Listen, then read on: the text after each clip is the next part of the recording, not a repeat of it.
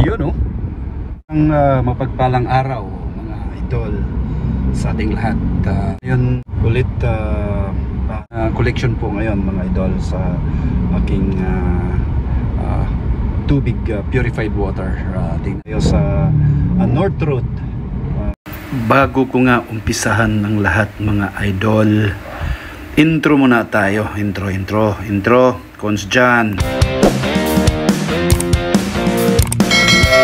Yan, napakaganda ng panahon, hanggang init na init.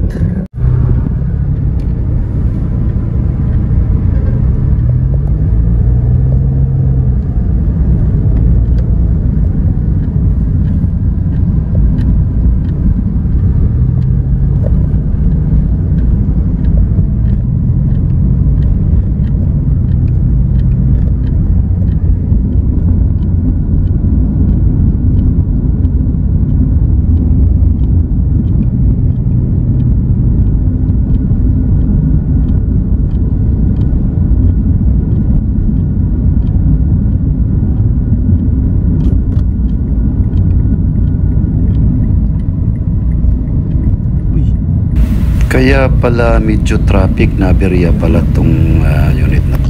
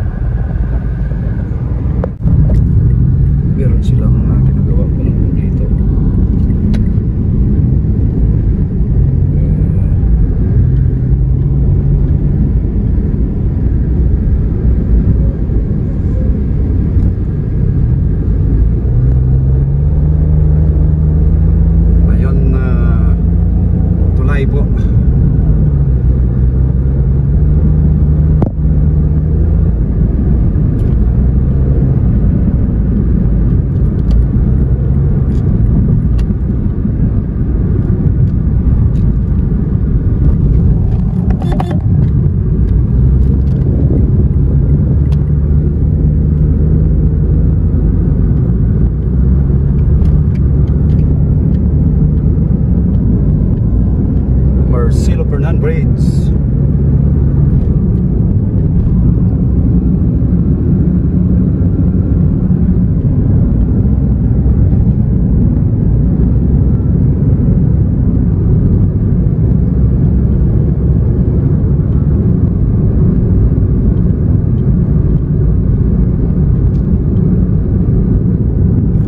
Welcome to Lapu-Lapu.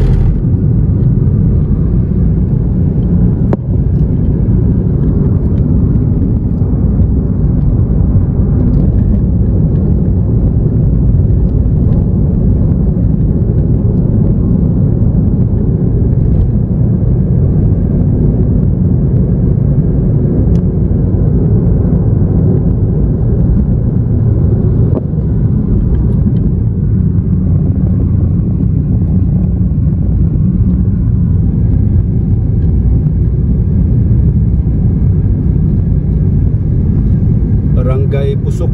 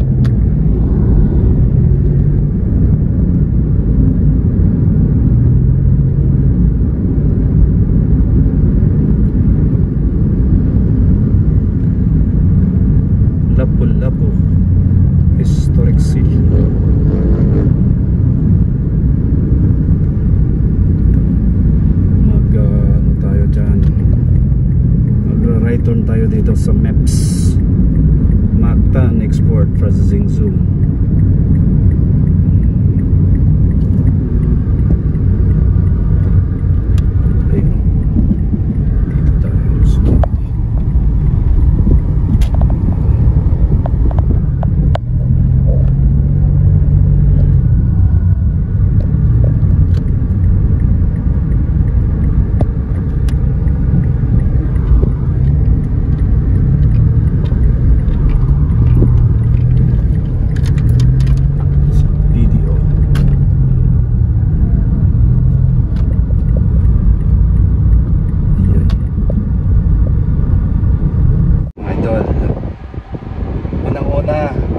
Pasalamat po ako sa Panginoong Diyos.